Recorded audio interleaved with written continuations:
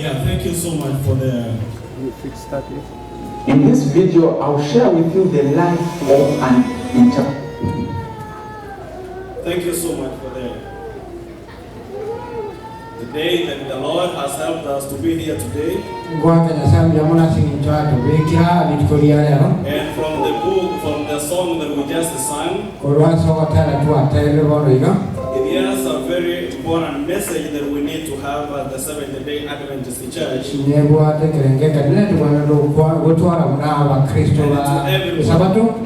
And to everybody. It says in stanza 3,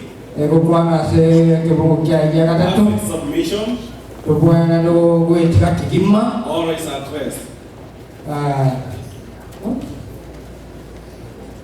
Perfect submission, all is at rest. I'm in my Savior's. I'm happy and blessed. Watching and waiting. What is this that we are watching and what is this that we are waiting for? We are watching and we are waiting for the prize of the Lord when the time will come. When we will say that this is the day that we have been waiting for. And my appeal is that as we are seated right here, the whole main idea is to be being fruitful. You heard from the key text or from the theme who was talking abiding in me. Or in him.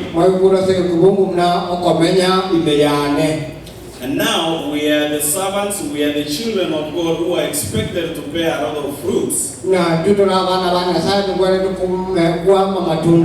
There's no other accomplishment that we have on this world. As you've just heard from all the songs, everybody's speech is talking about the end time and believing to God.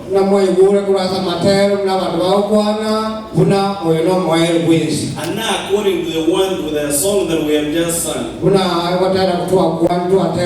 will you be profoundly, will you be proud to stand before the Lord and giving your story and singing the song of Moses and the Lamb?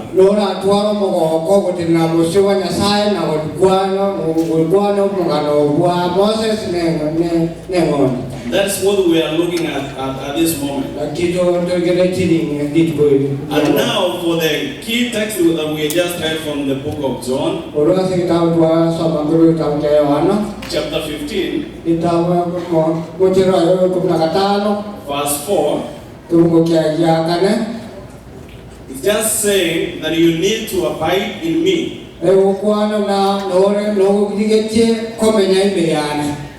He said that remain in me, and I in you. For the branch is unable to produce fruits by itself unless it's attached to its vine. So neither you can remain in me unless I am in you.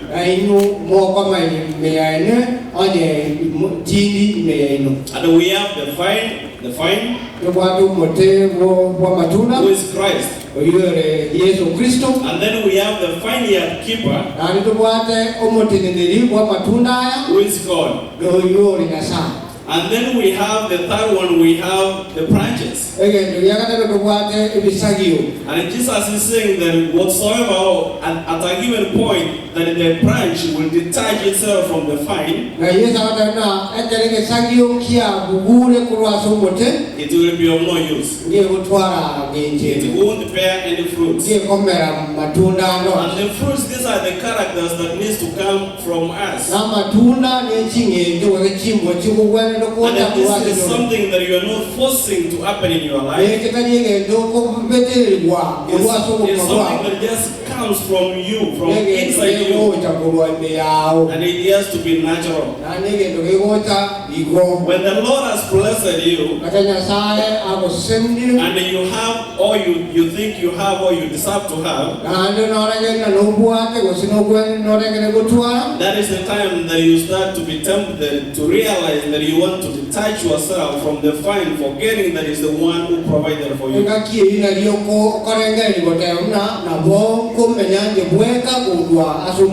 Look at the prodigal son. He came to realize that they have all they had by then. He reached that point and they say that we have enough. I need to tell my father to divide all the properties that belongs to me and go.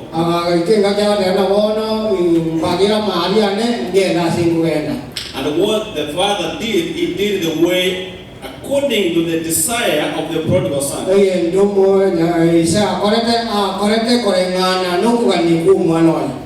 And where we're looking at where he became to be a prodigal son or the lost son after he has misused all the things that he requested from his dad.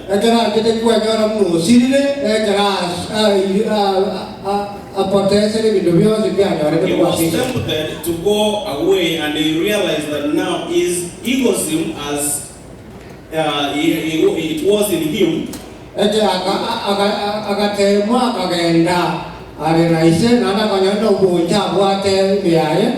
And they thought that he had everything. He can't be again have a relationship with the dad or the brother that they used to be together. But brothers and sisters, the reality of the life started to emerge from this man.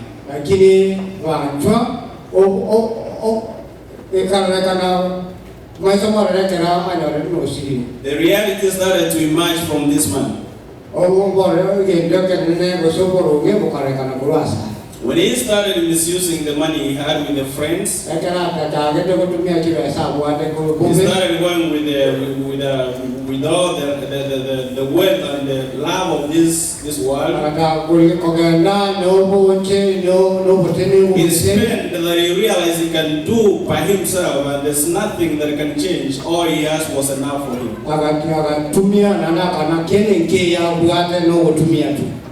When he reached that time that he has used all he used, the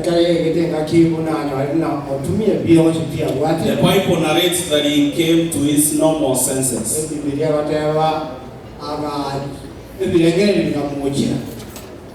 That's what the book says. The Bible says that when the lost man came to his normal senses, what was the first thing that he remembered?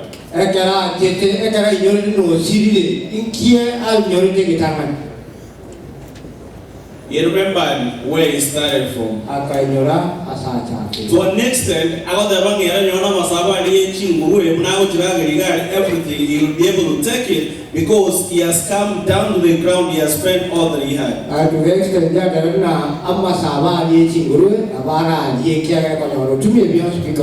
And the Lord is trying to emphasize or to give more emphasis on this fast that we have.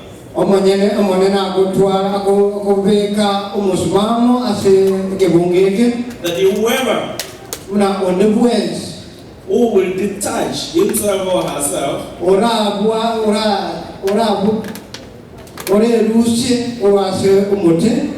then he or she will never bear fruit. And he says that the husbandmen were to catch that branch away and throw it away. Some of them, he says, it was burned.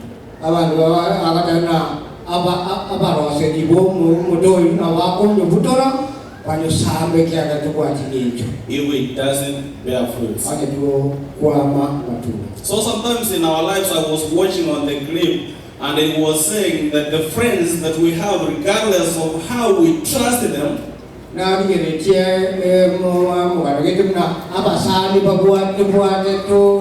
how much we share with them, still that is not enough. It will reach a point that you will be shocked, even surprised, that you wouldn't have them when you need them. But the Father God in heaven lakini Nyasaye origo will never ever leave you regardless. tawo tiga genius. If you can watch that one and I say we can look at it, we can share that and say how it was. I don't know whether it touched me by myself regarding the friends and the situations and the real life that we are living in. In this video, I'll share with you the life of an entrepreneur. The life of an entrepreneur is a tough one. It is a life of struggling. It's a life of fighting. It's a life of pushing and pulling.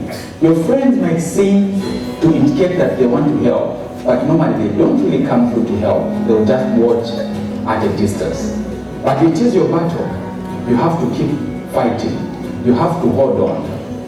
You will have many things pull you down. It may be corrupt individuals. It may be the economy. It may be just circumstances. It may be the family. It may be friends. It may be people that are just surrounding you. They may be pulling you down to mess.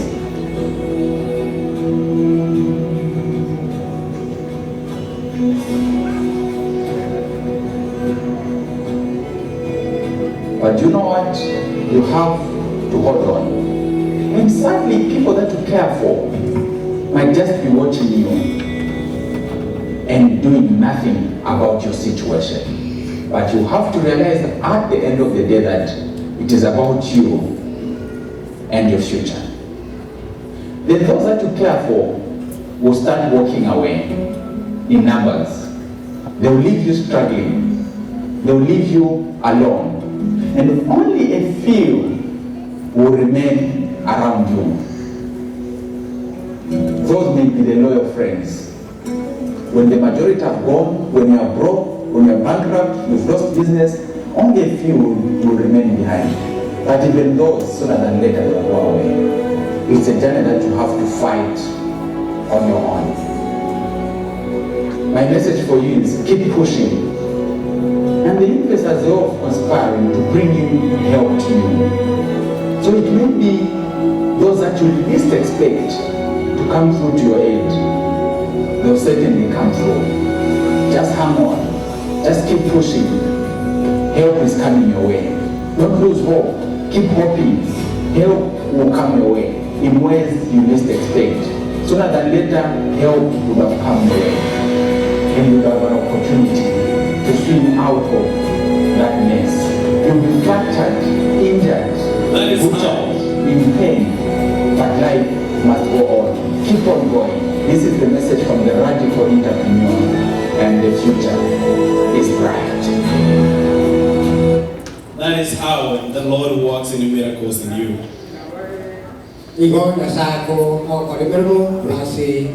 And you've seen how the real life is. That is us. And the world that we are in. There is something that is holding you back. And we are trying to go ahead and get out of that scenario that we have. But brothers and sisters, we cannot get out of it because we have little faith. But the Lord promises, and this gift man Paul gives the Corinthians the hope. That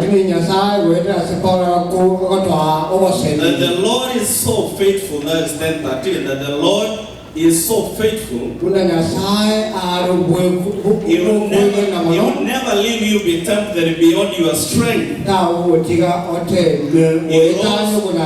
He will always provide a way. The Bible says a narrow escape. So it's my appeal, it's my request that you look at your life and see what is it that is holding you. You try to get out of it, but you can't. You see the prodigal son, when he was going, I can imagine how he was walking. But after taking all the work that he has with the prostitute, that's what they say. And he became poor. ana kaba mutaka then nobody was there to rescue him to give the left over. odwe stare ko bana kinyo Instead, he was asking to go as a chinguru to Koraga na jine chinguru. he was go you asked to go to the pigs to feed from there. Then now the Lord is saying, whoever That's how they are on the wings. who is not attached Otabuate kanitino muti. to the vine Ajia somuti. will never produce the fruits Jirateo ala tola matunda. that will be admired. Para ala ave yoko bali. Now it's a challenge for me and you to ask, what kind of fruits? Are we producing fruits? Neto kwa tora ngere na matunda Are we kito. producing more? Kwa matunda isai. Are we producing less? Kwa matunda make. We are not producing at all. Usituli kwa matunda nos. Then it says, Ana ada bochiyo kwa when you look at chapter 8, verse 8, that John 12, Orenge Yohana ikumna ibere. he gives the assurance Nyasai akulwa osemeri. that we have the desire of the world, but what he say, I'm the light and the world. Ana rene njira na lomo baso. The word that we need to follow Ense tokobwati and walk in it. tokwenende na libutana. And then after that, when you look at the examples of the disciples, when he was walking with the disciples, Ani kara yesa libutana na not that bonkiwa. he did know that he's providing for 5,000 people. Manyamuna kuru alingi osenkwa linga watu elfu tano. I'm talking about if you start reading from the book of John, verse 6, all the way. Kwako wasoma kudu kitabu cha Yohana sana mo uchimse. He started saying that the Lord was with the disciple, and when he was asking them, Kwa na Yesu alingina ba kiwa na ne kana ko baguri. when he saw the magnitude, Ekara pa aroche umuganda he omonene. started to ask Philip, Wakaburi Filipo. what do you think will feed those people? Inki orengere titula abantu. Or he told him that we have 200 denaries. Ngamwe na tubwate chidongoro nya. Then when he was asking Andrew, Kaya bori tiamu. Simon Peter's brother, Umo mosindo maopita. he told him that I have a boy, the Bible calls the boy, that I have a boy who has 2 fish and 5 loaves of bread. But they say he can't feed. But the Lord told them, let those people eat. Say that it was a grass. Then he told them, bring them, let them sit down. When he did that, he told them, let them, then they were fed until he told them, collect the leftovers. Out of those 5 and 2 oil. That these are the disciples who are with him, but they are still doubting and they have not yet known exactly who this man was. We may be here every day, every time, but we have not known exactly the purpose of coming here. And now God is trying to tell them, how many baskets did they collect or leftovers? There were 12. They collected that 12. Now 3 years of time, I don't know whether these people, they became hungry and they started asking Jesus, where can we have the food that we had?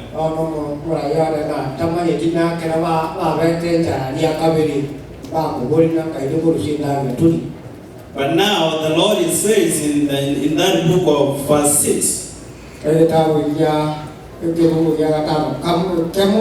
whereby we will see that the Lord is telling them that I'm the bread of life. If we read in 35, then they said, give us this bread always. Because it was the bread that they ate and they loved it, and now they are telling Jesus that give us this bread always.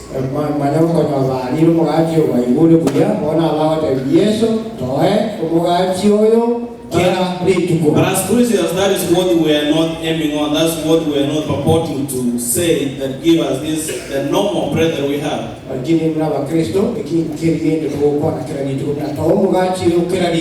The Lord answered this. Jesus answered this. I'm the bread of life. No one who comes to me will ever be hungry. No one who believes in me will ever be thirsty again. If you look some verse behind, it says that you people who are looking on the bread of flesh,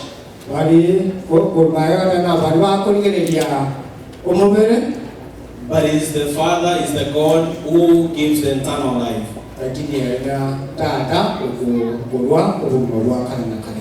Now you are clean through the word that I've spoken unto you, is the Lord. It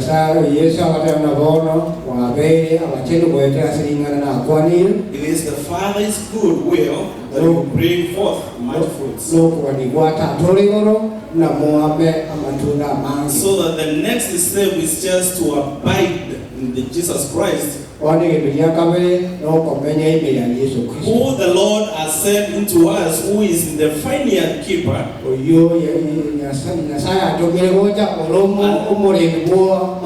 And now through the Holy Spirit, we accept and we do as Jesus Christ. Then he is the Father that we need to glorify, who is the Father of life, who gives us and the desires to bear the fruits that he requires.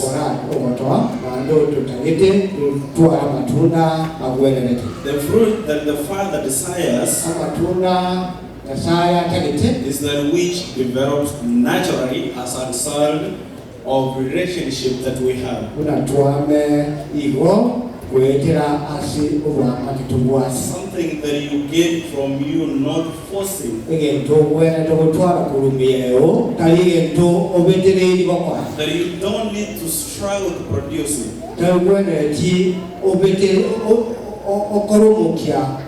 Just once you abide in him, it just comes in naturally. Jesus said in that verse 4 that apart from me, you cannot do anything. All of our righteous work are the field rags of the light.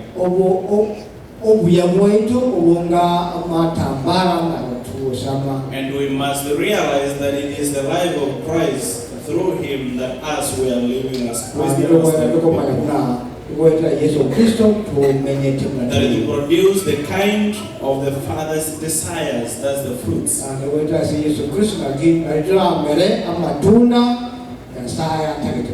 And in that verse of chapter 15, verse 6, it says, if a man abides in me,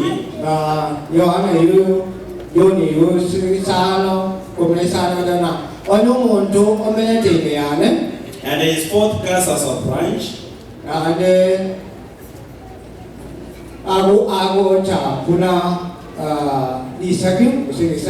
and the men gathered them, cast them into the fire, and they are burned.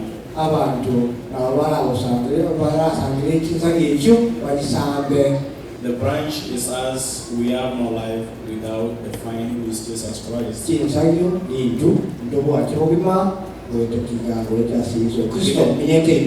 It draws our life into him once we accept. Even though we have nothing that we can give regardless of the situations that we have in this world, it's only to believe and trust that he can do marvelous things in our lives.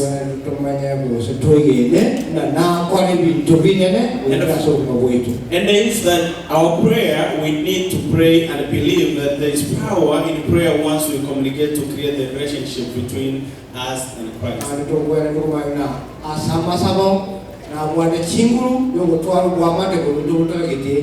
Through the Holy Spirit that will help us to discern, to distinguish between the bad and the evil.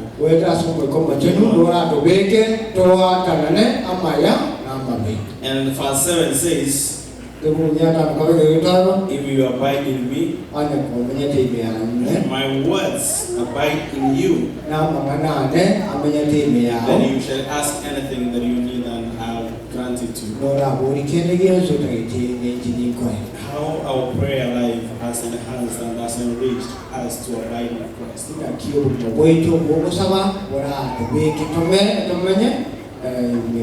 Because this is a glorious promise that God has told us, has promised us.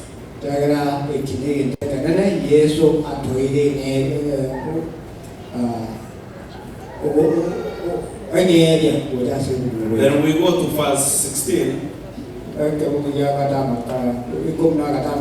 There is a purpose for us in our life. We say that since we were wonderfully and fearfully made, the Lord has a purpose for you. You and me, we have been chosen. It's not that we are here because we are here. When we talk about the Jews and the generation, it's not those people, the Gentiles and the Israel and everybody that we learn from the books. We are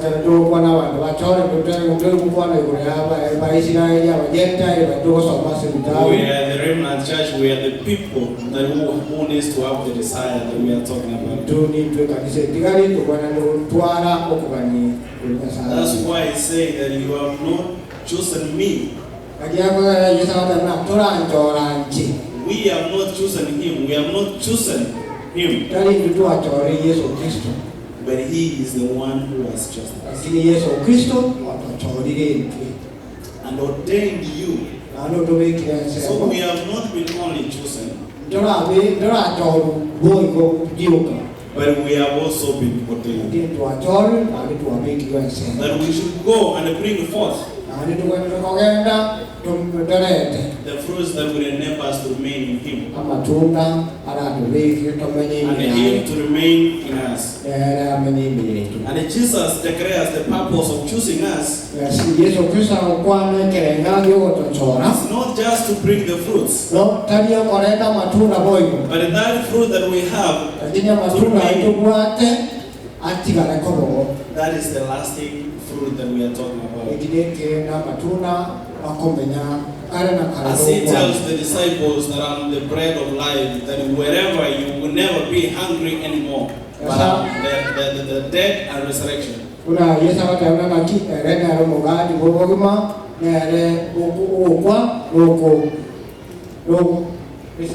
It's my prayer that this seed of the word of God to abide in us and to be planted in our hearts. That God said that his word will never return to him void, but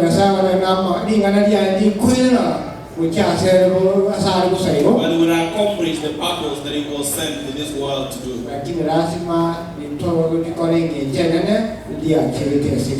And the great mission we have is just to go to the world and preach the word to everybody regardless. And therefore, brothers and sisters, I may say brothers and sisters, my wife is there, she may think she's a sister, my mom is over there, she's a sister. That is the word that the Bible uses. It doesn't have that my wife in Christ or my brother is in Christ or my father, my mother in Christ. It's brothers and sisters where it goes like in one word, brethren. Brothers and sisters,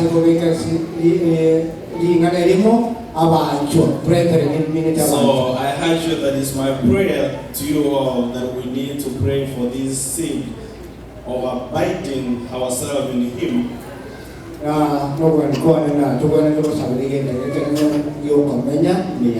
That the word of God will bring everlasting fruit.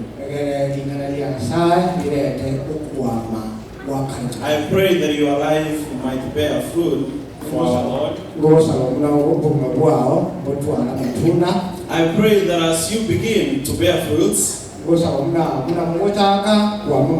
you will bring forth more to the Lord.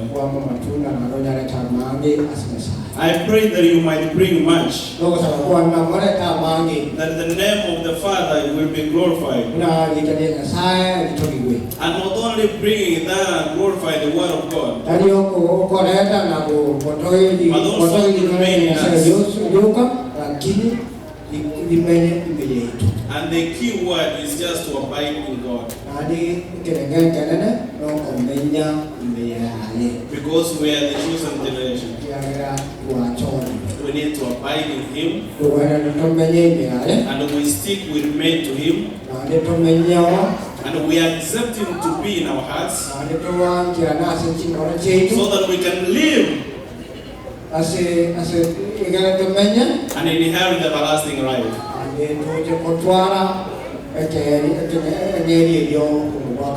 And may the Lord bless you. Amen.